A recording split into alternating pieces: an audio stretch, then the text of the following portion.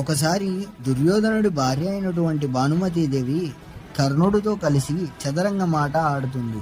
కర్ణుడు వేసిన వ్యక్తులకు ఓడిపోయే స్థాయికి వచ్చినటువంటి భానుమతీదేవి అటుగా దుర్యోధనుడు రావడం చూసి దుర్యోధనుడు వద్దకు వెళ్దాం అనుకొనిద్ది. కానీ ఆవిడను ఆపే ప్రయత్నం చేసిన కర్ణుడు ఆవిడ చెంగును పట్టుకొని లాగడంతో నడుముకు పెట్టుకున్న వడ్డానం తాలూకు వజ్రాలన్నీ దుర్యోధనుడి ముందు రాలి పడతాయి. దుర్యోధనుడు ఏమన్నాడు? మొత్తం గమనించిన దుర్యోధనుడు కర్ణుడిని చూడగా కర్ణుడు ఏమీ మాట్లాడలేని స్థితిలో ఉంటాడు. అప్పుడు దుర్యోధనుడు తన ముందు పడినటువంటి వజ్రాలు అన్నీ ఏరి తన భార్య అయినటువంటి భానుమతీదేవి వద్దకు వెళ్ళి, నా మిత్రుడు ఆటమరుపులో ఉండి పొరపాటు చేశాడు మహారాణి, నా మిత్రుడి పక్షాన నేను క్షమాపణలు చెప్తున్నాను, అతనిని మన్నించండి అని చెప్తాడు. స్నేహంలో దుర్యోధనుడు ఎంత